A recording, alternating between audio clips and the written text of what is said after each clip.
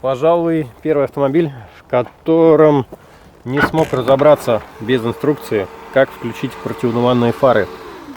Талмуд. Кто вообще писал эту инструкцию? А кто переводил? Ничего не понятно. Пока не потыкаешь, 5 раз не перечитаешь, не разберешься. Называется «Добрался нищеброд до автомобиля с кнопками».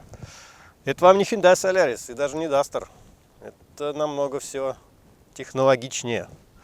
Здравствуйте, друзья! Всегда, когда сам смотрю обзоры на автомобили, хочется, чтобы человек сразу сказал, хороший автомобиль или полное барахло. Надеюсь, вы никуда не торопитесь, поэтому не отключайтесь, обо всем по порядку. Поехал я еще на своем Renault Duster проходить очередное ТО. Приехал к официальному дилеру, сдал автомобиль, время есть, делать нечего. А там через дорогу находится автосалон Volkswagen. Ну, думаю, зайду, посмотрю, что там, как, почем. Ой, зарплата упала. Guten Tag.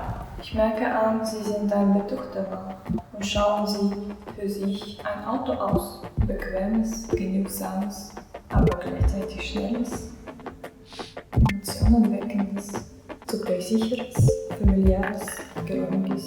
3 Säcke-Kartoffeln. 5 мешков картошки. 5 Säcke-Kartoffeln. И кабачки. Und Zucchini.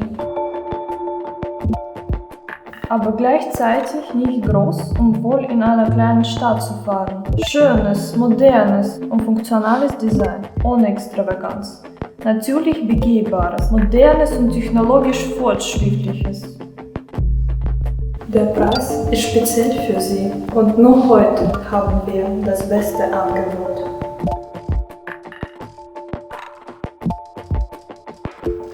Einfach unterscheiden Sie hier und hier. В общем, да, примерно так все и произошло. Поэтому встречаем новый Volkswagen Tiguan 2019 года. Комплектация Off-Road с пакетом инновация.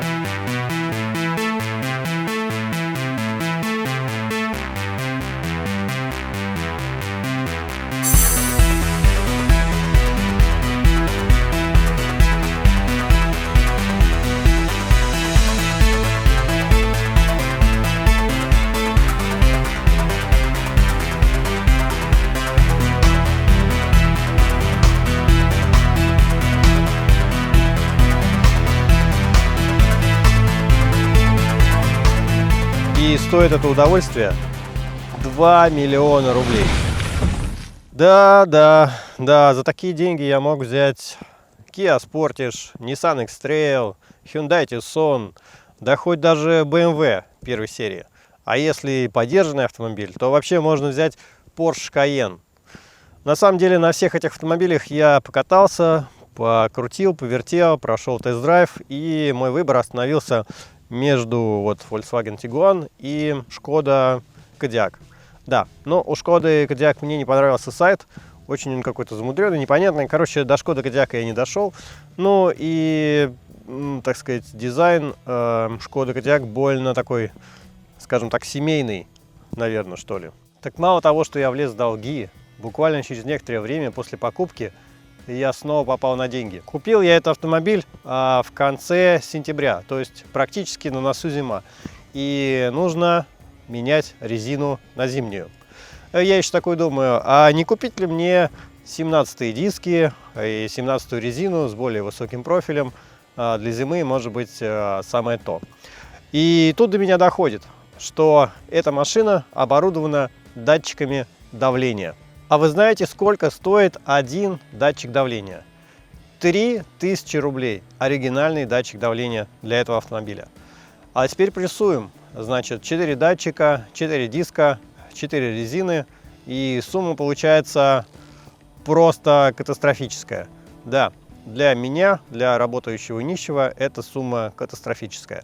Поэтому я почесал репу, подумал и купил просто резину на 18-е диски. Ну, посмотрим, как оно будет зимой.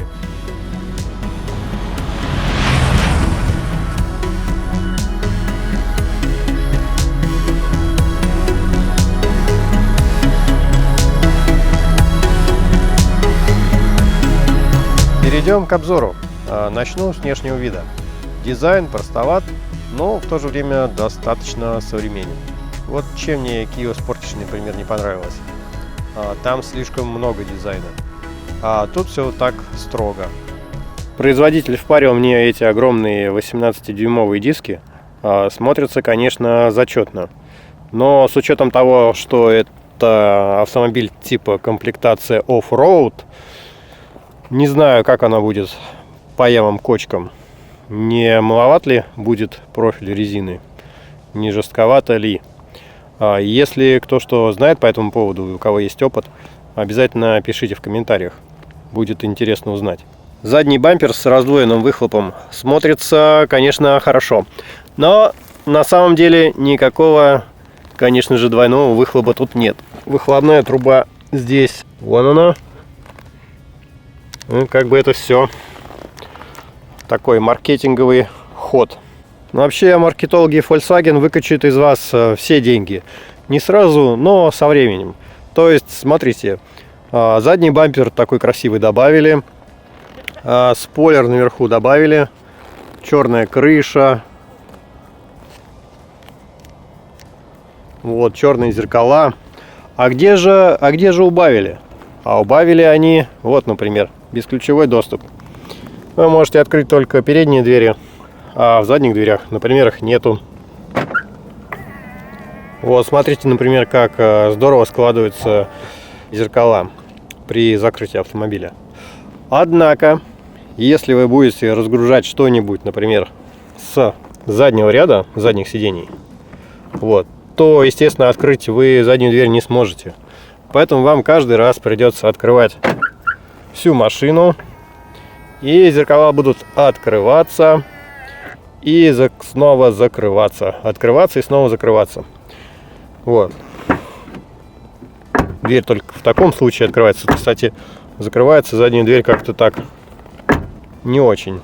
Ну, говорят, тоже можно поставить доводчики. Стоит это удовольствие тоже очень дорого.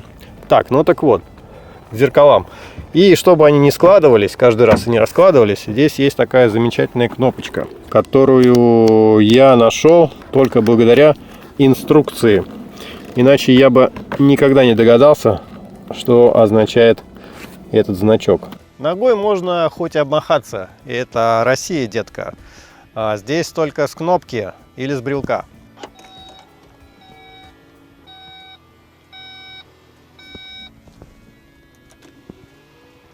На самом деле чертовски удобно. Хотя здесь есть первый косяк. С брелка открыть я могу на таком расстоянии. А закрыть не получается. Нужно подойти. Да, и тогда можно закрыть. Закрывайся, говорю. Вот.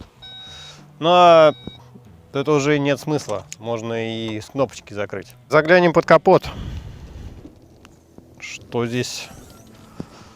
Ну, пневмоупор, это уже хорошо. Места как-то здесь много слишком свободного. Я спросил, как насчет с другими двигателями. Может быть, там он занимает больше места. Но мне сказали, что нет. Типа, везде примерно так одинаково.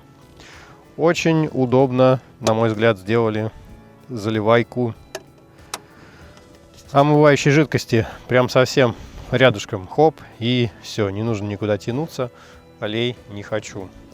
Вот интересно, тут листочки сюда нападали.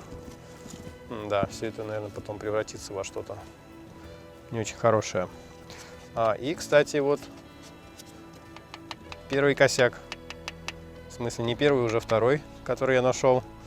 Вот с этим надо что-то делать. На обратной стороне такая же фигня.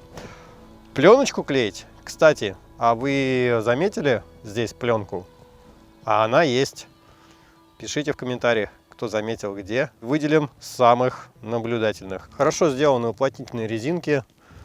Здесь и здесь. Я надеюсь, что грязи будет значительно меньше. Ну, посмотрим. Внимание, вопрос. Как открыть лючок топливного бака, чтобы заправить автомобиль? Я лично с этим столкнулся сразу после выезда из автосалона И мне пришлось перелистать весь этот талмуд, чтобы понять, что он открывается, да, просто вот так. Но на самом деле ваговилы, вагофилы сейчас, наверное, будут смеяться и строчить комментарии, что да, ну и все, что обо мне думают. Но у меня никогда не было автомобиля ваг-группы, поэтому уж извините, всегда открывал лючок из салона. Да, и тут ждет сюрприз. Как 98-й? Почему 98-й? А где ж его взять-то в 2019 году, 98-й? На заправках-то его нет, только 95-й и 100-й.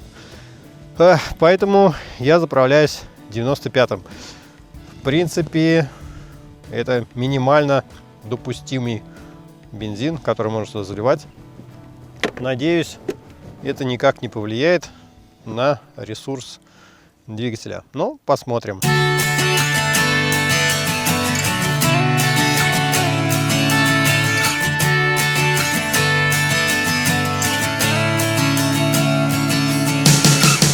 Багажник здесь, в принципе, достойный, хотя и не такой уж большой. Ну вот и если задний ряд сидений не отодвигать. А у меня, к собой, к сожалению, нет тестового чемоданчика, которым я меряю.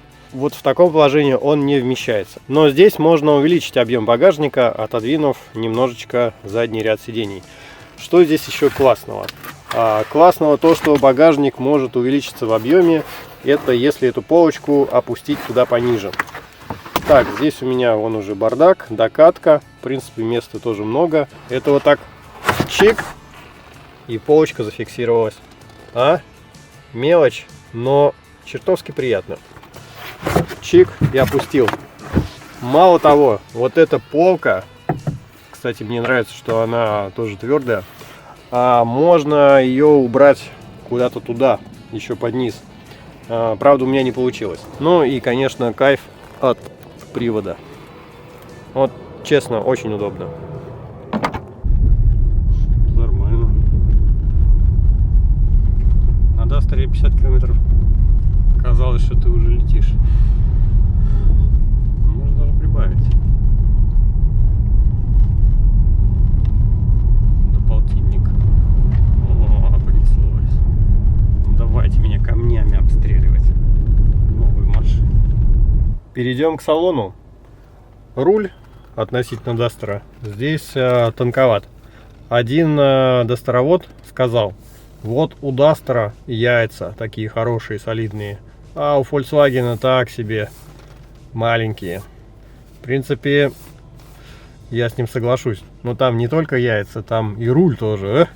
А здесь так себе, тонковатый. На этом критику салона можно закончить. На ощупь приятно. Руль, ручка тоже. Хотя есть один нюанс, который меня беспокоит.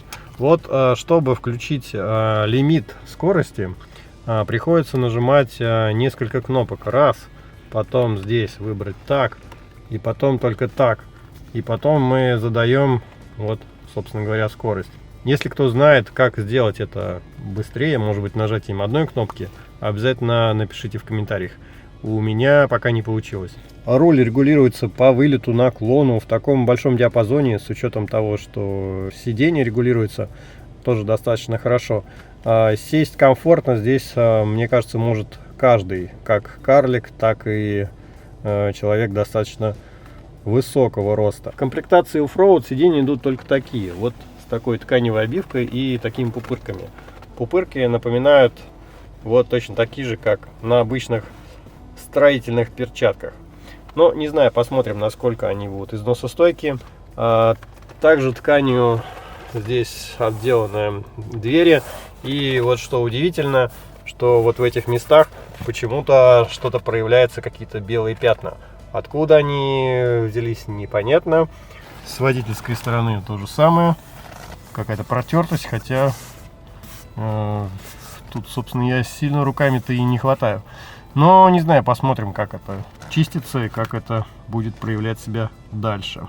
Кстати, жестковато сиденье относительно Дастера. Первое время мне прям вообще было как-то жестко сидеть, но сейчас более-менее привык. Удобный подлокотник. Там вот есть такой даже кармашечек. Он поднимается, выдвигается, задвигается, поднимается, фиксируется.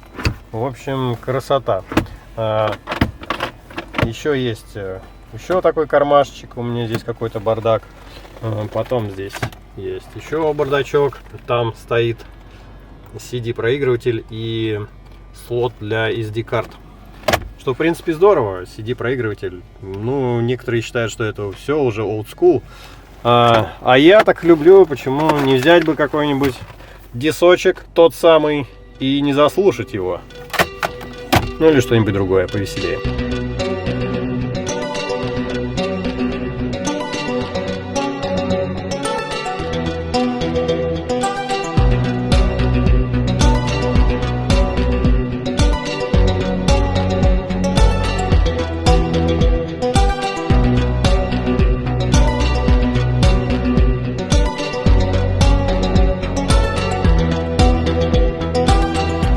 Так-то по звуку нормально. Нормально. Ну, как бы, зачем эти музыкальные шкатулки, которые бахают там ночью едут? Ну, это как бы колхозный вариант. Вполне нормальный звук, но задние пассажиры,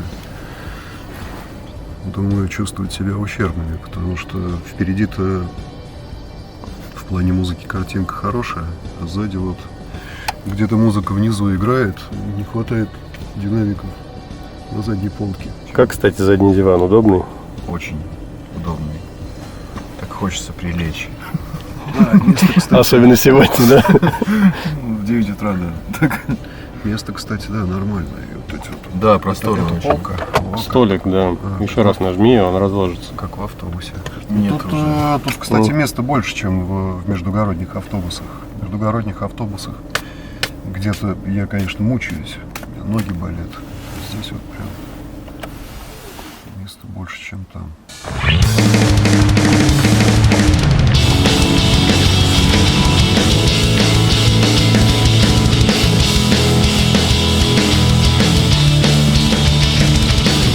Да, это все, конечно, здорово, но куда положить очки? Очешника нету. Да, козыречки по-человечески, все закрывается. Здесь кнопочка ГЛОНАСС, но, по крайней мере, в моей комплектации очешника нет. Я не уверен, что он есть даже и в более богатых комплектациях. Так что еще один косяк. Да, но зато есть под сиденьем вот такие вот, под водительским тоже есть, такие вот хорошие ящички. Мультимедиа, она же панель управления. Здесь много есть чего, можно всякое разное настраивать, но и не все то, что могло бы быть. Например, нет камеры кругового обзора в моей комплектации. Есть парктроник передний, задний. Камера, кстати, с очень достаточно качественным изображением. Вот что мне не понравилось в Renault Arcana. Там мультимедиа и вот эта вот камера заднего вида, она как из 80-х. Здесь все шикарно. Все быстро, отличный отклик. Но я сэкономил, не стал брать навигацию. Просто вот сюда приколхозил телефон, в котором, собственно, пользуюсь навигатором, который определяет пробки. Поэтому обхожусь. Какой еще косяк я нашел? Здесь есть ассистент парковки. Но почему-то кнопку сделали со стороны пассажира. Вот, то есть, когда у вас рычаг в положении драйв, то его вообще не видно. То есть, этого помощника. И еще один момент. Сначала не мог разобраться. Если вы хотите запарковаться не с правой стороны, а с левой стороны, вам нужно включить указатель поворота, и тогда он переключится на другую сторону. Параллельную парковку автомат делает, в принципе, хорошо, но опять же это при условии, что у вас достаточно места. Так что пользуюсь я им редко, вот, поэтому, расположена там кнопка «Ладно, переживу». В остальном все здорово, климат, управление климатом, в принципе, очень удобное, за исключением вот подогрева лобовое стекло. Его можно включить только через меню, то есть нет кнопочки. Я думал, что это, но нет. Подогрев зеркал тоже включается вот отсюда, с этой кнопочки. Но в целом все достаточно хорошо. Передняя панель вообще вся красочная, такая вся интересная. Но, опять же, не настолько красочно интересная, как могла бы быть в более дорогой комплектации. Когда вы глушите двигатель, тут вообще целый мультик. Можно залипнуть. Что касаемо расхода топлива, я вот для себя вывел средний за длительный период 7,5 литров. Не знаю, как будет зимой, посмотрим. Что очень нравится, что показывает, на сколько километров хватит горючего. Очень удобно. Мне тут рассказали, зачем нужен режим спорт.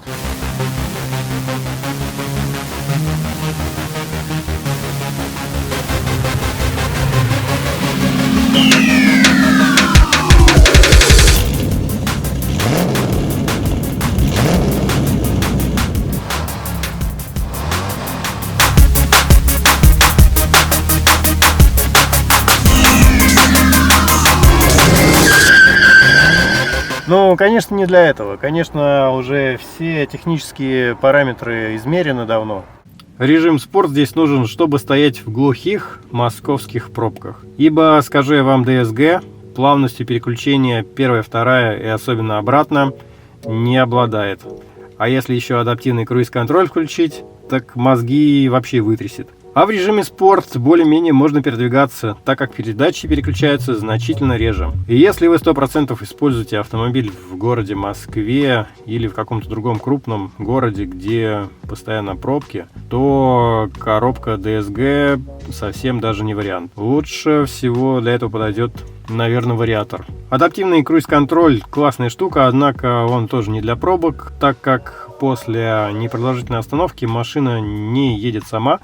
Нужно нажимать педаль или кнопку. Тут как тут маркетологи, если вы заплатите еще немножко денег, можно активировать специальный помощник для езды в пробках. Плюс еще можно активировать удержание в полосе или добавить распознавание знаков. Но вот полного автопилота при любом раскладе в данном автомобиле на 2019 год нет. Собрался я, значит, задом парковаться. Смотрю, камера вся заляпанная.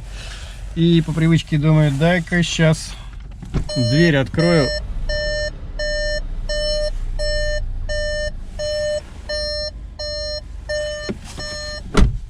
И ничего не получилось. А потом вспомнил, я же могу помыть камеру. Сервис, только вот с задним дворником вместе совместно включается. Лучше бы, конечно, была отдельная кнопочка. Хотя, может, я не разобрался, как это отдельно включить. Если кто знает, напишите в комментариях. А еще одна фишка. И раз, и на бордюр. Жалко, что нельзя сделать то же самое вот с этим зеркалом. Что, кстати, странно. Хотя, может быть, я тоже не разобрался. Задний ряд имеет достаточно места. Вот я сажусь сам за собой. В принципе, здесь свободно. Наверху место есть. Наклон спинки удобный. Здесь есть столик. Можно его зафиксировать так, положить планшет. Можно поставить так. Есть подстаканник. Пообедать. Вполне хватит места. Плюс ко всему, задний ряд регулируется по отдельности. То есть можно его отодвинуть вперед. Тем самым увеличить размер багажника. Можно сделать более вертикально спинки. Вот так. Можно вообще сложить все это в ровный пол, что мне очень нравится. И еще вот так. Пожалуйста. Подлокотник с подстаканниками. И также можно еще нажать вот здесь кнопочку и сделать дырку в багажник. Отсюда что-нибудь взять. Есть еще зарядка. Есть отдельная розетка. Управление климатом раздельным. То есть можно задним пассажирам сделать потеплее или похолоднее. Все супер. Плюс есть свет, который можно тоже включить, выключить. В общем, мне нравится. Единственное, чего не хватает на заднем ряду, так это подогрева. К сожалению, в комплектации Offroad подогрев задних пассажиров не предусмотрен. И добавить пакет зима, насколько я помню, по-моему, тоже нельзя. Вот такой обзор получился. Стоит ли покупать данный автомобиль в комплектации Offroad только из-за формы переднего бампера? Ну, здесь еще спойлер и задний бампер с раздвоенным выхлопом. В При этом у вас однозначно будет салон на тряпочке, такой пупырчатый, выбора у вас не будет. Однозначно сказать не могу, потому как все остальные комплектации, ну, которые можно выбрать, другой салон и так далее, больше опций, стоят значительно дороже. Надо оно вам или нет, наверное, каждый решает для себя сам. Я сам для себя еще не понял, нужно мне это или нет. Или надо было еще подкопить денег и купить машину в топовой комплектации. Конечно, она будет выглядеть, ну, значительно, наверное, интересней. И вам не придется вкладывать туда еще деньги. В целом уровень комфорта, конечно, намного выше. В машине тише, управление лучше, четче, в поворотах ходит вообще идеально. Это, кстати, сказывается на жесткости подвески. Хотя я ездил по грунтовке, думал, будет значительно хуже, но нет, ничего, в принципе, достаточно комфортно. Машина динамичнее, разгоняется незаметно. Едешь 60, оп, уже 100, а двигатель все так же тихо работает. Но это, конечно, все относительно Renault Duster. Наступает зима, слякоть, морозы, сугробы. Посмотрю, как будет вести себя автомобиль, что да как. Обязательно вам расскажу подробно в следующем видео. Если сочли это видео полезным, обязательно ставьте лайк и подписывайтесь на канал, чтобы не пропустить какое-нибудь следующее интересное видео. Спасибо, до свидания.